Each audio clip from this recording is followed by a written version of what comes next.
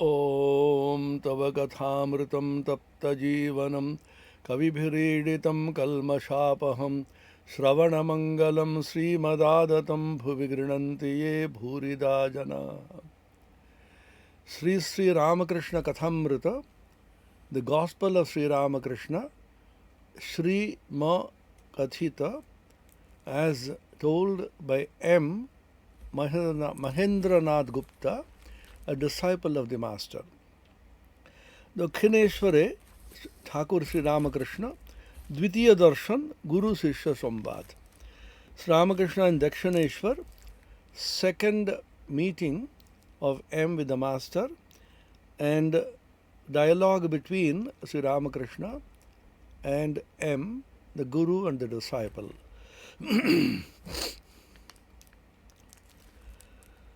Ki avasthate take darshan hoy. What is the condition of mind that way in which you will be able to see God? Sri Ramakrishna, khub vyakul hoye kaandle take dekha jay. Maag cheler jonno loke ek ghoti kaande, টাকার জন্য লোকে কেঁদে ভাসিয়ে দেয়, কিন্তু ঈশ্বরের জন্য কে কাঁদছে, ডাকার মতন ডাকতে হয়. Again and again you will find this instruction in the Gospel of Ramakrishna, the Kathamrita. Vyakul hoye take ডাকতে হয়. You should call upon God with tremendous intensity of longing and earnestness. Longing for God, earnestness, yearning. These are states of mind which Sri Ramakrishna has repeatedly emphasized. Later in the Gospel there is an occasion in which he will explain this. Pandit Shashadhar is a very great scholar in those days. Shashadhar Tarko Chudamani, that was his name. He was given the title of Tarko Chudamani, a person who is adept and a past master in logic, argumentation. He comes with his disciples and asks Sri Ramakrishna, what kind of Vyakulata is necessary to be able to see God? Vyakulata means longing, means yearning, means intensely wanting Him. You feel want deeply within, you feel empty. Yugayatam nimeshena chakshusha pravrishayatam shunyayatam jagat sarvam govinda virahena me. Chaitanya Mahaprabhu Sikshashtakam. Shunyayatam jagat sarvam, as if the whole world appears to be completely empty, void. By the Govinda Viraha, because of the absence of Govinda, absence of my beloved Lord, 1 second appears to be an age, and tears flow from the eyes, and the entire world, life becomes meaningless, void. So you feel completely fish out of water, as they say. A fish is taken out of water, perhaps put on the throne and given great honor. You feed it, you honor it, give it all respect. What will the fish say? Please put me back to water, I don't want anything else. It's in exactly the same way, just like a person cannot survive without oxygen, just like a fish cannot live without water. If a person feels I just can't live without God, then God's vision will be there. Sri Ramakrishna also gives a very, very simple example. The child is playing with a toy, Lal Chushi, he says. A red toy, they put it in the mouth and play. As long as the child is busy with the toy, the mother doesn't attend the child. Mother is cooking and then looking at the child. Child is very happy playing with the toy. She is keeping quiet. Suddenly, when the child throws away the toy, starts crying, Ma, Ma, Ma, etc., immediately the mother takes away the pot from the oven, cooking pot, keeps it below, and then runs to the child and takes the child in her lap. So that is Vyakulata, that is earnestness, yearning, longing for God.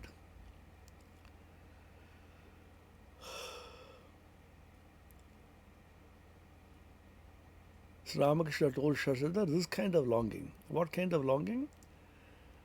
He said, listen to a story. Ramakrishna is called Golper Raja. That means he is a past master in storytelling. All the avatars were like that. They spoke in parables. Christ spoke in parables. Buddha spoke in parables. Ramakrishna spoke in parables. Because parables are so telling and so easy to catch. So Ramakrishna says, you want to know what kind of longing? Listen to a story. The Guru was going for baths in the river along with the disciples.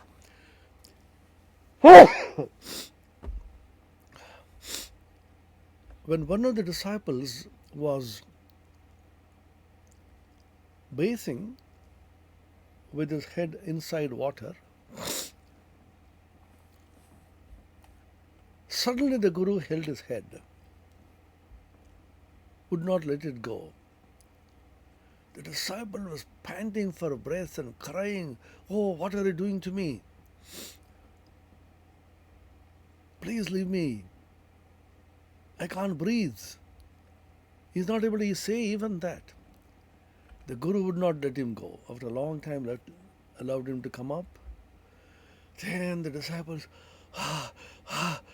panting for breath. Then the Guru asked him, "How do you now feel?" "What, feel? I was dying for a breath of air."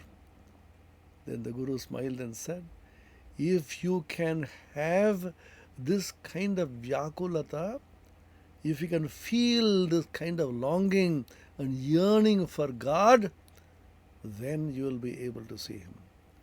Pandit Shashadhar, being a great scholar and a very advanced sadhaka, as spiritual aspirant, he said, "Ha, mujhe yes, I have understood." It is not even easy to understand the purport of this parable. Just think of this. Close your eyes.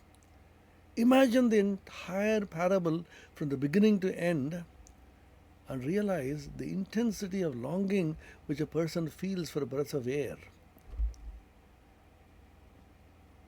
In Bengali they say, "Pran atu patu kore." My prana is just crying, panting, feeling miserable without oxygen. Longing is what is called Vyakulata. Kyub Vyakul hoye kaandle taake dekha jaye. If you cry to Him, why cry? Because you can't remain without Him.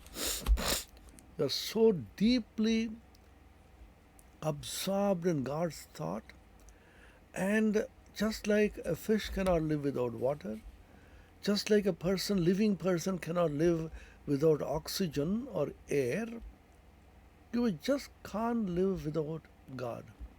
Shunyayatam jagat sarvam govinda virahena me. Separation from a beloved Govinda, God, makes me feel that the entire world is shunya, empty. 1 minute appears to be one yuga, nimesha, appears to be millions of years. And tears flow from me. The gopis felt like this. Surdas is a beautiful song, which is a very common song when we were young. Nisidin barasat nain hamare, nain hamare. Nain means nayana. My eye, we are eyes. Nisidin barasat, day and night, tears are flowing down our eyes. It's as if the rainy season has set in torrential rain day and night. Our eyes are wet with tears because we can't bear the separation from our beloved Govinda and Sri Krishna. খুব ব্যাকুল হয়ে কাঁদলে তাকে পাওয়া যায়. Many people think this crying is bad. Crying for worldly things they don't consider bad, but crying for God they think it's bad.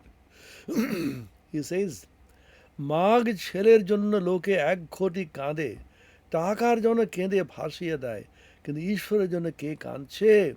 ডাকার মতন ডাকতে হয়. Who cries for God? People shed jugfuls of tears for their wife and children. People cry for money, wealth, position, power. But who cries for God? এই বলিয়া ঠাকুর গান ধরিলেন. Saying this, Sri Ramakrishna started singing.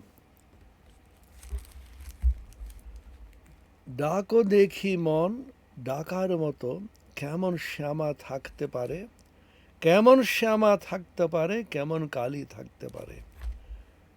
ডাক দেখি মন, O mind, go on calling on mother with a real calling. ডাকার মতন ডাক. ডাকার মতন means with earnestness, with earnest longing, sincerely, passionately, deeply, profoundly. Call upon mother with a real calling. If you call on her with a real cry, you can't remain without her anymore, just like the story of Sri Ramakrishna, the child crying for the mother.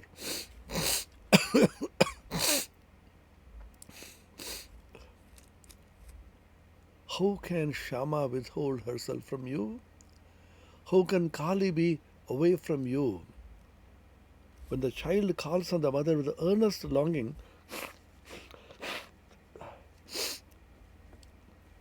mother cannot rest in peace. She comes running. মন যদি একান্ত হও, জবা বিল্ব দল দাও লও, ভক্তি চন্দন মিশাইয়ে মার পদে পুষ্পাঞ্জলি দাও. O mind, ekanta hao, be concentrated, be passionate, be focused only on God, and with java and vilvadala, the flower, hibiscus flower, very favorite of Kali, the red flower, and vilva leaf, and smear it with sandal paste. What is the sandal paste? Sandal paste is bhakti. Smear it with the sandal paste of bhakti, devotion, and offer it as pushpanjali to the mother. What is pushpanjali? Offering of oneself. My heart, my mind, my prana, all my senses, I am offering as a dedication to the Divine Mother. ব্যাকুলতা হলেই অরুণোদয় হয়, তারপর সূর্য দেখা দেবেন, ব্যাকুলতার পরেই ঈশ্বর দর্শন. The moment you realize that you can't live for a moment without God, then Arunodaya is called. Vyakulata is likened to Arunodaya, the red hue in the sky, just the previous moment to actual rising of the sun. The dawn is red hue in the sky. Then the sun begins to rise. The rising of the sun is preceded by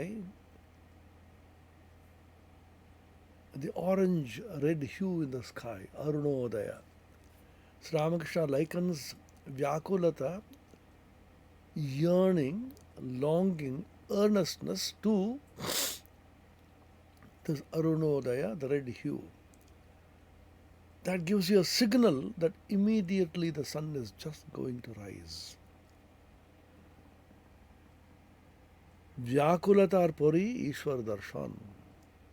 The moment you feel deep attraction for God, so deep that you can't live without Him, even for a moment, then you know that God's vision is near at hand and mother cannot remain peacefully anymore without rushing towards the child. Then gives another worldly example. He gives very simple worldly examples so that we are able to understand the significance. Spiritual things are usually taught by Sri Ramakrishna through such simple examples.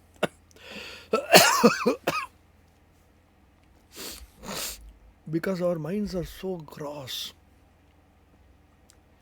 our minds are so impure that you can't catch the subtle things quickly. So Sri Ramakrishna gives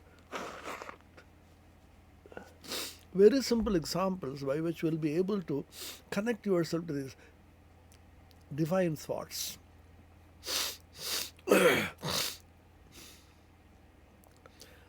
तीन टान एकत्र होले तबे तिनी देखा then.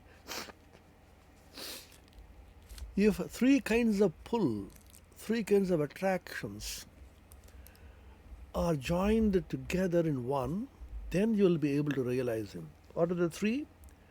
Vishayir Vishaye টান, মায়ের সন্তানের উপর টান, আর সতীর পতির উপর টান. Vishayi, a person who is a worldly person, extremely attached to his wealth, possessions. Such a person feels so much attracted to his wealth. How much money I am going to get, how much of perquisites I am going to have. Constantly he is worried about his money, his wealth, his position and so on.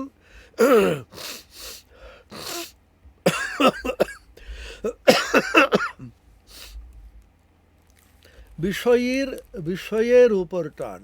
The Vishayi, the worldly person, how much he is attracted to the Vishaya, the worldly objects, his wealth, his position and so on. Mayer Shantaner upar tan.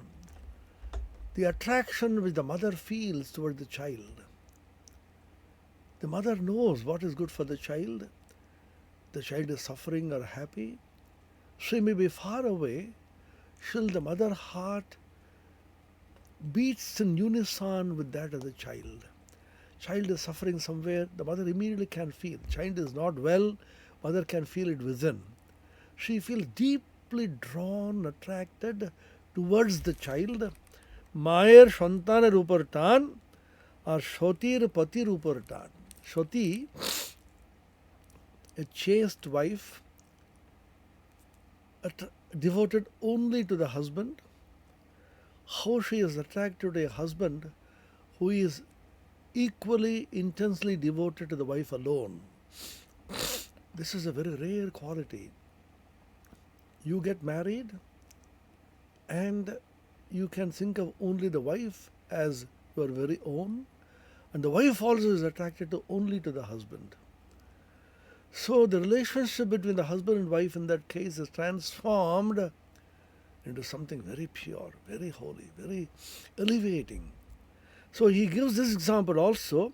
Shatir Potir Pratitan, Vishayir Vishayer upar, Mayer Shantaner upar, আর সতীর পতির উপর টান. এই তিন টান যদি কারো একসঙ্গে হয়, সেই টানের জোরে ঈশ্বরকে লাভ করতে পারে. If these three attractions are combined into one, then a person will be able to realize God and have the vision of God instantly. কথাটা এই, ঈশ্বরকে ভালোবাসতে হয়. মা যেমন ছেলেকে ভালোবাসে, সতী যেমন পতিকে ভালোবাসে, বিষয়ী যেমন বিষয় ভালোবাসে. This is such a simple, direct, most powerful teaching of Sri Ramakrishna in the Kathamrita, in the Gospel. Kathata ei, that means this is the essence of the whole teaching. What is that? Ishwarke bhalabhaste hoy. You have to love God. Love thy God with all thy soul, with all thy heart. Vanity of vanities, all is vanity, except to love God and Him only to serve. The Thomas A. Kempis says in the Imitation of Christ, everything is just vanity, everything is useless in this world, everything is valueless without God. See, Ramakrishna gives the example of zeros. If you put 0 and 0 and 0, everything adds up to only 0. If you put 1 before it, the whole thing becomes greatly valuable. So, that 1 is God.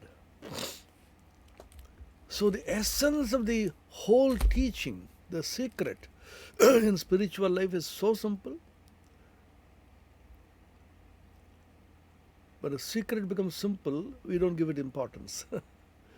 We think a secret should be extremely tough and difficult to understand. But the spiritual secret is the simplest. There is one temple in the southern part of India called Chidambaram. Ambara means Akasha. Chid is consciousness. Shiva is present as Panchabhuta in various temples. Prithvi, earth, up, water, Tejas, fire, Marut, air, wind, Akasha, space. In Chidambaram, Shiva is supposed to be in the form of Akasha. So there is a very interesting ritual there. There is a huge hall in which people are assembled to see Chidambara Rahasyam. It's called the secret of Chidambara. So people have to pay a small amount of money and people, large number, they gather there. There is a screen in a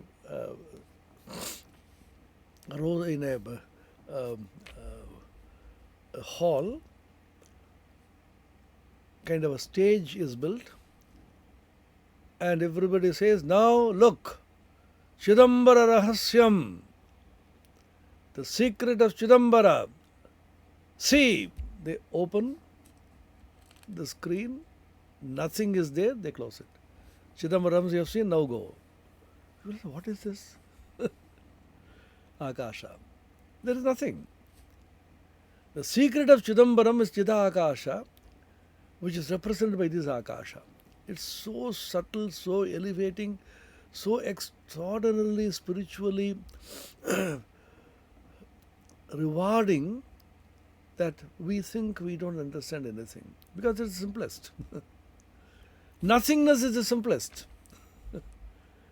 because nothing is the same as everything. Shunya is the same as Purna. So what is the simplest secret and truth? Kathata ei means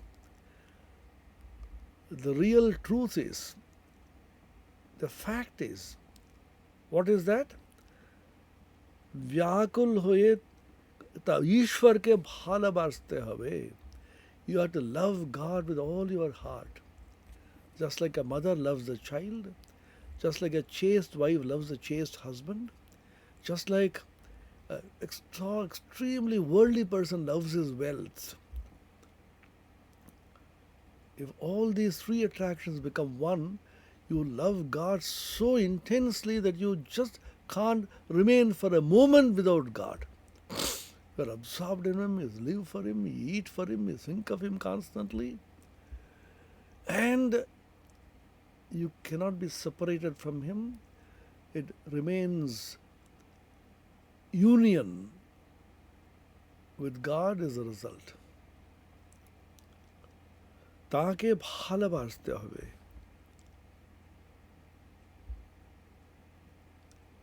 মা যেমন ছেলেকে ভালোবাসে, সতী যেমন পতিকে ভালোবাসে, বিষয়ী যেমন বিষয়ী ভালোবাসে, এই তিনজনের ভালোবাসা, এই তিন টান একত্র করিলে যতখানি হয় ততখানি ঈশ্বরকে দিতে পারলে তার দর্শন লাভ হয়. Again the same idea.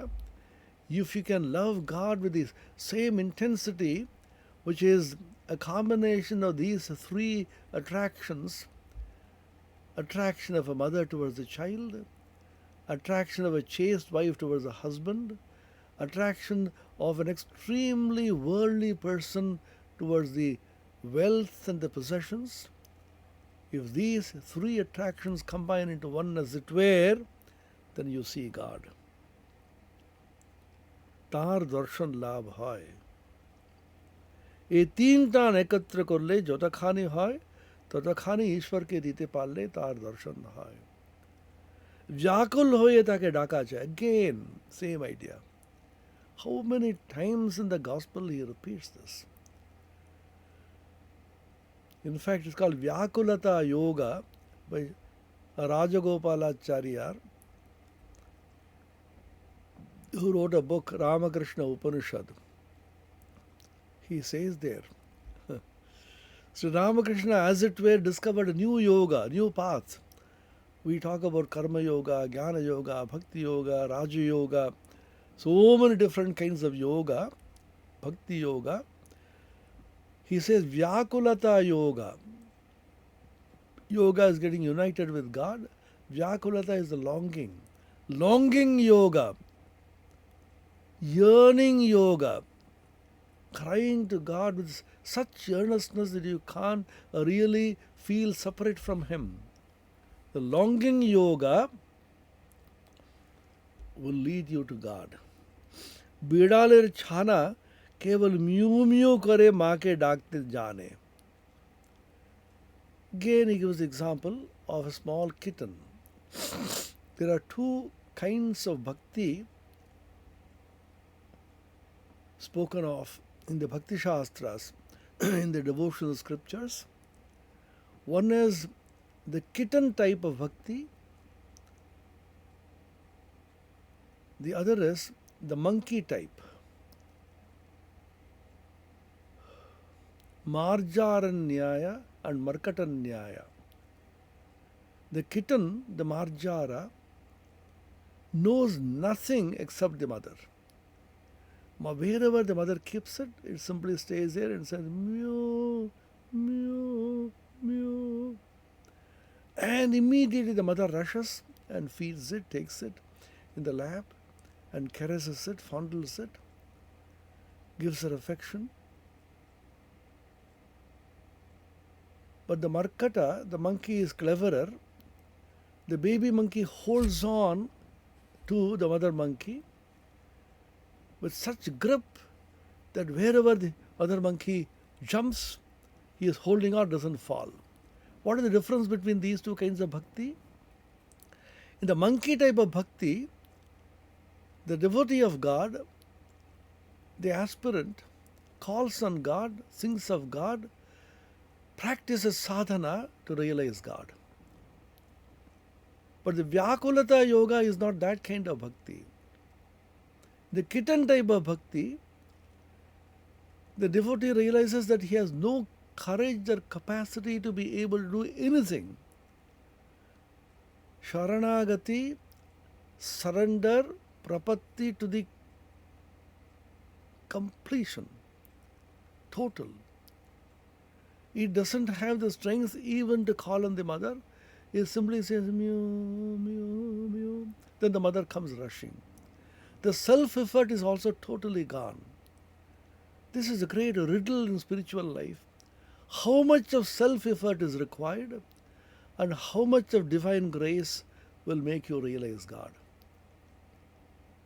Some people say, I don't want to do any self-effort, God will take care of me.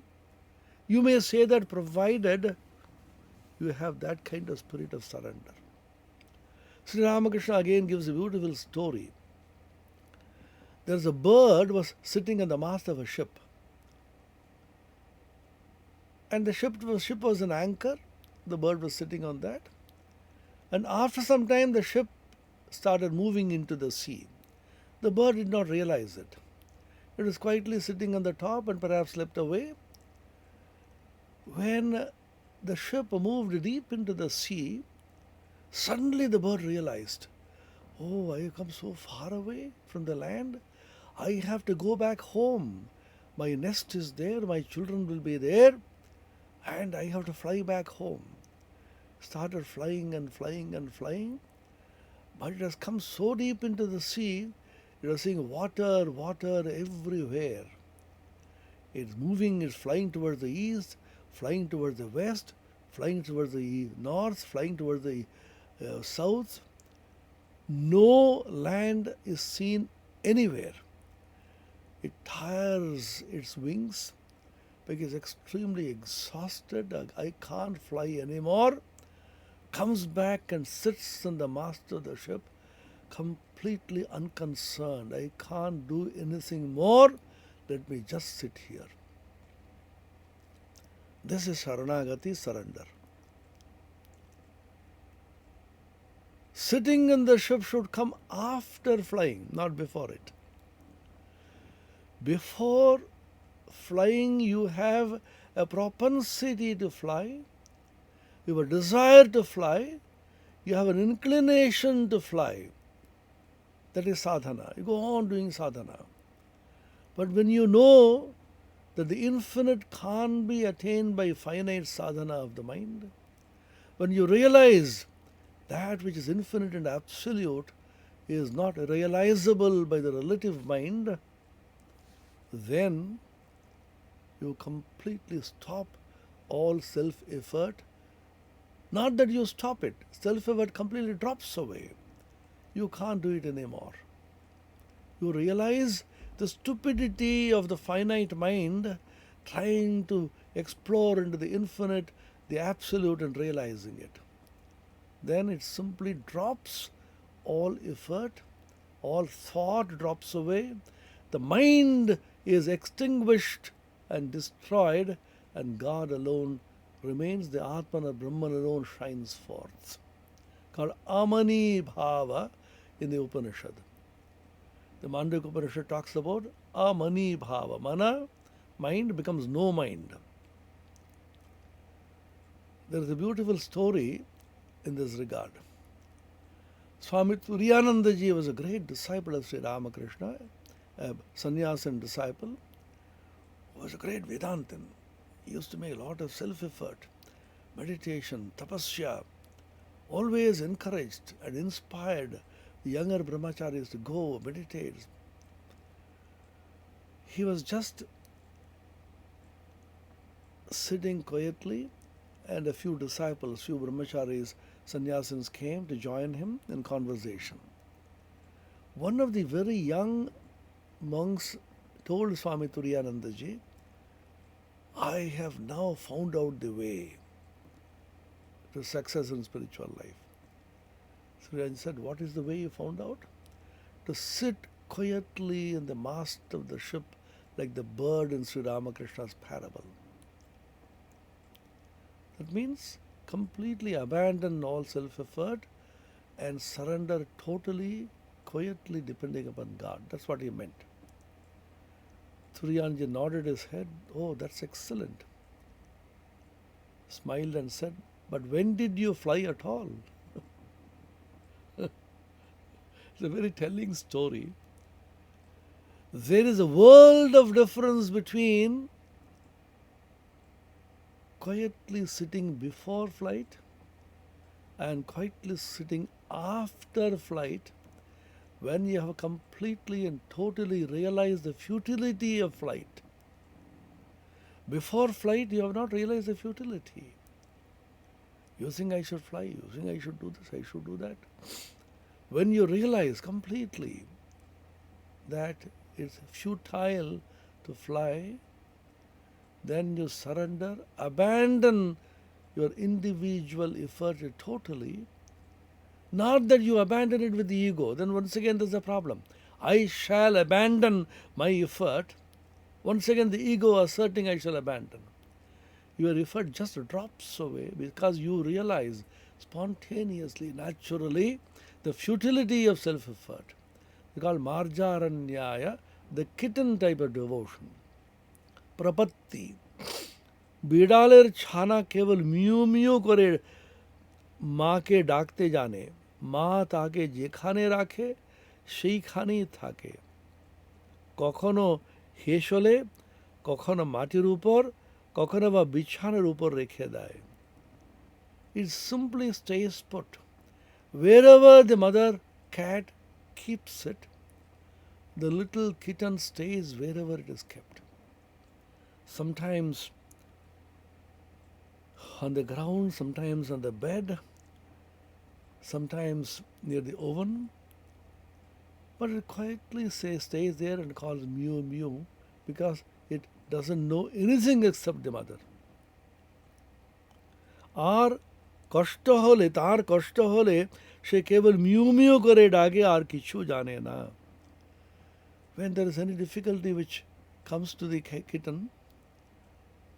kitten faces some difficulty, the kitten doesn't know anything, simply calls mew mew. মা যেখানেই থাকুক এই mu mu শব্দ শুনে এসে পড়ে। Wherever the mother is, she rushes to the kitten once she hears the gentle and pathetic cry of the kitten, the little one, mew, mew, mew, mew, mew. So these are gems of stories of Ramakrishna. They are so simple, straightforward, but deep in meaning. Develop this kind of attitude by which you know that I have a mother. Sharada Devi once said to his disciples, followers, সব সময় ভাববে যে আমার একজন মা আছেন। What a great consolation. Now is a time that people are panicking. The pandemic has taken a great toll in our lives. People are panicking, people are sorrowful, people are unhappy, people are crying, people are lonely. This is the time we should remember, Amar ekjon ma achen.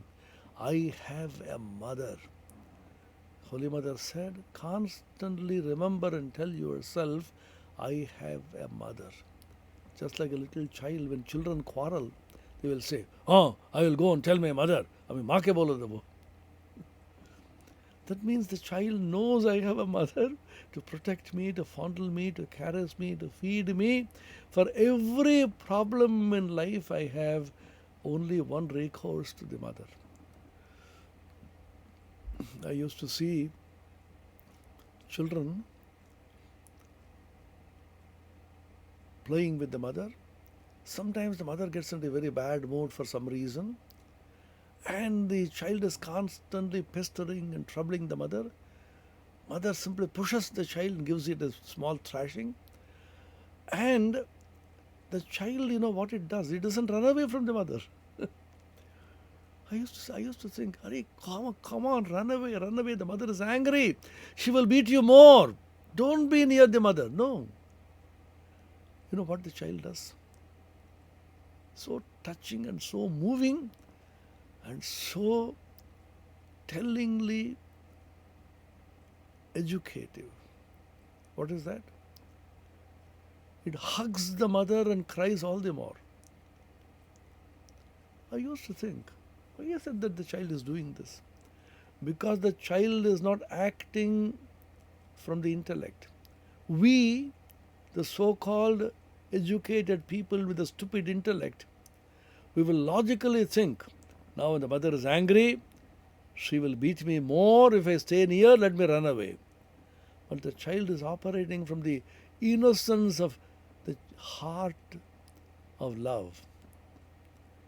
And the child knows nobody else except the mother. Where will she go? Where will the child go leaving the mother? Because the child does not know anyone else except the mother. This is Advaita. How Advaita and Bhakti come together. Not knowing or seeing anything except Brahman is Advaita. Aham Brahmasmi Tattvamasi Mahavakya as in the Upanishads. There is nothing else besides the Atman. Nothing else besides Brahman. Brahma Vedam Amritam Purastad Brahma Paschad Brahma Dakshinatostarena Adhaschordham Saprasritam Brahma Vedam Vishwamidam Varishtam Mundakopanishad. Brahman is in front, Brahman is at the back, Brahman is to the sides, Brahman is in the east, Brahman is the west, Brahman is at the top or Brahman is at the bottom. The whole world is only Brahman and Brahman alone. This is great Advaita. What does Bhakti say of the child say? I know nothing but the mother. So Ramakrishna said this, Amiki jani, ma shab jane. There is a beautiful shloka in the Bhagavad Gita where the Bhagavan says 4 kinds of people worship me with deep earnestness, and they are blessed people. Chaturvidha bhajante mam jana sukritino arjuna. Who are the blessed people who worship me? Worship the Lord? Arto jigyasur-artharthi jnani cha bharatarshabha. Artha, jigyasu, artharthi and jnani. Artha, a person who is deeply afflicted, sorrowful. Jigyasu, a person who is inquiring, curious. Artharthi, who wants worldly benefit by praying to God. He wants a promotion, he wants wealth, he wants passing at the examination, he wants a job. So he goes to God. Good enough. The Bhagavan says even they are blessed. Rather than going to somebody else who is influential in the government or elsewhere, he is coming to me. Even that is good enough. And the 4th one is the greatest, he says. Jnani. He is a man of wisdom, man of knowledge. He knows God alone exists. Teshvam jnani nitya yukta eka bhaktar visishyate. Very enigmatic verse. Jnani nitya yukta. Among these, the jnani, the man of wisdom, nitya yukta, completely, constantly connected to and focused on me, God, eka bhaktihi. He is a person who has one-pointed devotion to me. How does Bhagavan say that Jnani is a bhakta? Bhagavan Bhashyakara Shankaracharya has a beautiful one-liner bhashya. The commentary, just one line. He says, Eka bhaktihi anyasya bhajaniyasya adarsanat eka bhaktihi. Look at this line. Anyasya bhajaniyasya adarsanat eka bhaktihi.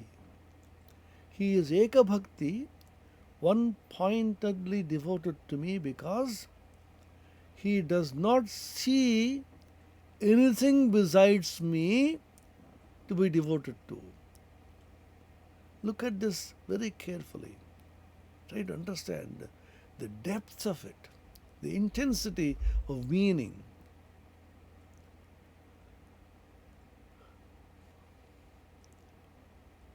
Not that there's a choice in the mind of this jnani. Shall I be devoted to God or to something else? Then he decides and realizes it is rather better to be devoted to God. No, there is no choice because he does not see 2 things. Advaita. How Advaita and Bhakti are fused together so beautifully in this verse by Shankara, Jnani Eka Bhakti, and the explanation, commentary, a one-liner commentary by Bhagavan Shankaracharya. These are things which you should meditate upon, think of, contemplate, realize. Anyasya bhajaniyasya adarsanat eka bhaktihi. There is nothing else besides God to whom he can be devoted. Why is he devoted only to God? Because nothing else for him to be devoted to. He is absorbed in him, he is devoted to him, constantly thinks of him, because there is nothing else for him to think about. That means Advaita. There is no Dvaita except God. He is devoted to him. This is total and complete surrender. The kitten is surrendering to the mother, not because the kitten has a choice, the mother versus somebody else. The kitten knows only the mother, sees the mother, hears the mother, talks to the mother, cries to the mother, only mother. In Swami Turiyanandaji's life, I just now mentioned Swami Turiyanandaji, he was a great jnani as well as a bhakta, totally surrendering to the will of the Divine Mother, reading the Chandi, Devi Mahatmyam, as well as the Upanishads and the Bhagavad Gita. A great jnani, Vedantin, and a bhakta. Only a Vedantin and a great jnani can be a true bhakta because he sees nothing else except God. Swami Vivekananda took him to USA and then told him, you show them the ideal of a real Paramahamsa Sannyasin. The Shanti Ashrama, which he set up in San Francisco,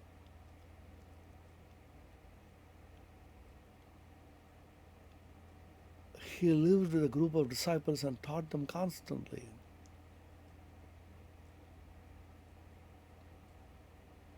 He found nothing around. A cottage had to be built. There was no water. Then he started with tears, Mother, where have you brought us? These people will die. They are not used to that kind of hard work. What will happen to us? And one of the disciples told him, Swami, why are you agitated and worried? Will not Mother protect us? The Swami was startled. Yes, you are right. Oh, how great is your faith. From today, we will call you by a new name, Shraddha. That's the story. Then the disciples had such wonderful teachings from Swami Turiyanandaji, and one of them got slightly disturbed and perturbed. Why? Because the teachings are too high. Is it for people like us? We are not so pure, we are not so holy. We are given to worldliness. How can we faithfully follow these teachings till the end of our lives? Swami, suppose we can't follow these teachings in letter and spirit and have a fall from the ideal, what will happen to us? We lose this as well as that. Turiyanji gave a beautiful answer which we should meditate upon, realize, deeply contemplate. You know what was that? Imagine a child climbing the shoulders of the mother. Suppose the child falls, where will it fall? It will fall in the lap of the mother. What a consolation. What a teaching. I have a mother. I fall in the lap of the mother. Where will I go leaving the mother? I have nothing else. Na dhanam, na janam, na sundarim va jagadisha kamaye mama janmani janmanishware bhavatat bhakti rahetu ki tvai. Chaitanya Mahaprabhu, Shikshashtakam. Na dhanam, na janam, na sundarim. I don't want people, following of people. How many millions of people follow me on the Twitter and follow me in the social media? People, billions of followers I have. Jana, dhana, wealth. Sundari, beautiful damsels and women for enjoyment. I do not want any of these, O Lord. Janma after janma, life after life, I should have pure, unalloyed, motiveless devotion to your lotus feet. Ahituki bhakti, a bhakti which is not motivated by anything, not because I want something from you that I come to you.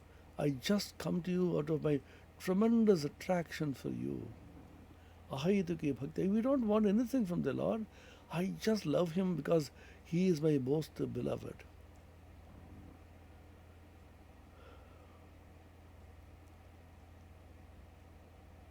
the kitten story. মা যেখানে থাকুক সে mu mu শব্দ শুনে এসে পড়ে. Wherever the mother may be, the moment the mother hears the sound mew mew, she comes to the child and takes the child in its lap. So these are teachings which you constantly should think about. How much is our strength? However much you may try, can you exhaust the infinite? How big is your intellect? Even the smallest of the small you cannot know. Take this COVID-19 virus, for example. It's the tiniest of the tiniest of the tiny, whose nature is still inexplicable. The topmost Nobel laureates among the biologists and the immunologists and the virologists of the world are baffled. What kind of virus is that? Constantly changing forms, mutating, multiplying. Variants, they call it. This moment it is there, next moment it has changed to something else. They are exhausting all the Greek alphabets, alpha and beta and gamma, delta variant, delta plus, now lambda. You may call it by any name, and the last laugh is by the virus. Oh man, how big and how sharp is their intellect. I throw you a small challenge, come on, take it. And the entire humanity is flat, panicking, crying.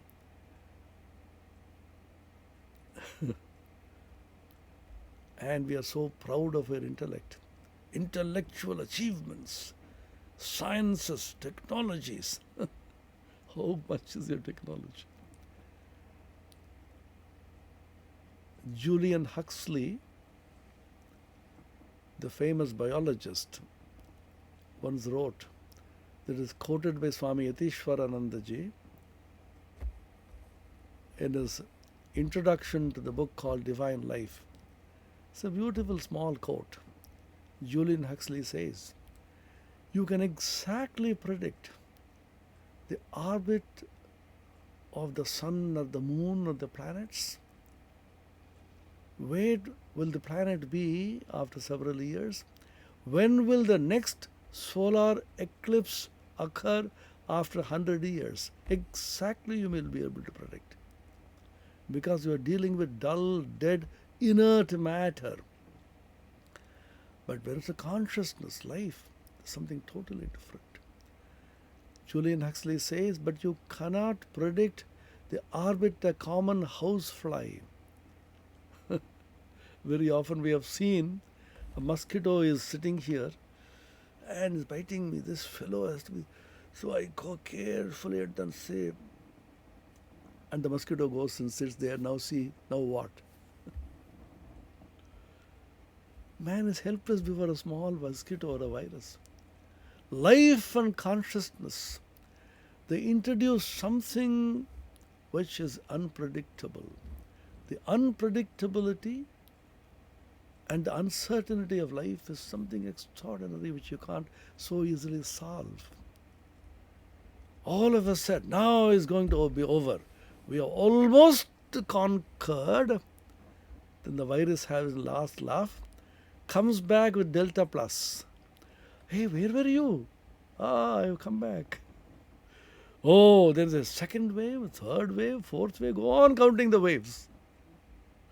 This much is your intellect.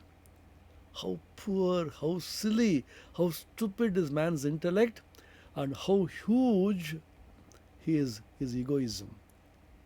Shakespeare, in the Measure for Measure, said, man, proud man, dressed with a little brief authority, most ignorant of what he is most sure of, his glassy essence, makes such fantastic gestures before the high heavens that makes the angels weep like an angry ape. When monkeys get angry, They make such fantastic gestures. Like an angry ape, this proud man is making such fantastic gestures before the high heavens. And the angels are weeping. Oh man, proud man, this small virus is going to create havoc in the world and the whole globe is going to cry. Wait for some time, don't be too proud. Then go down on your knees and say, oh Lord, save us. If you say that, then the intellectuals will say, oh, this is superstition. This is religion. We should conquer it through science. You go on conquering. At least this man, a simple man praying to God, is peaceful. He says, oh God, I do not know how to come out of this crisis. You please save me. So he prays to God with a peaceful heart. He goes to sleep. The proud scientist, virologist, immunologist, I will conquer it through science. This poor superstitious person praying to God, I will conquer it, spends sleepless nights. Your intellect can't stand before a small virus. Don't talk big. So nature comes and gives a tight blow on your cheeks and makes you behave. So let us be humble. Let us be simple. Understand the power, mighty power of nature. If the mighty power, the inert nature which you see in the cosmos, the planets and the stars and the nebulae, and how much more in the life which you see under the sea, in plants and animals and human beings. Such a vast, complex mechanism called nature. So stand and wonder in rapt awe and be humble. Albert Einstein said, my religion consists of a humble adoration of an illimitable intelligence which our dull faculties can comprehend only in the most primitive form. He also said, the most sublime and the most profound emotion that one can feel is the sensation of the mystical, religious. And this is truly the source of all science.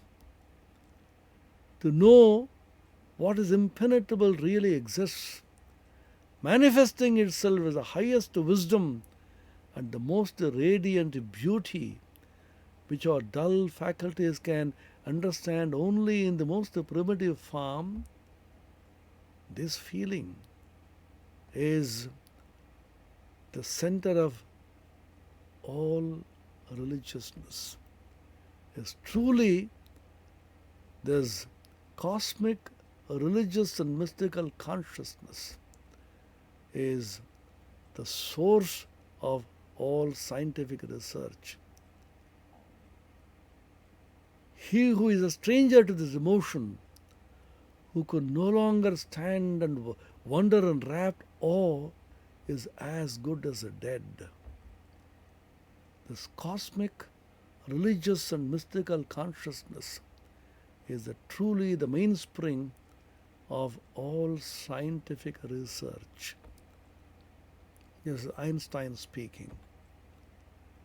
The more you realize into the complexities of nature, the more you become humble, the more you feel small, and your egoism is ultimately crushed and shattered to smithereens.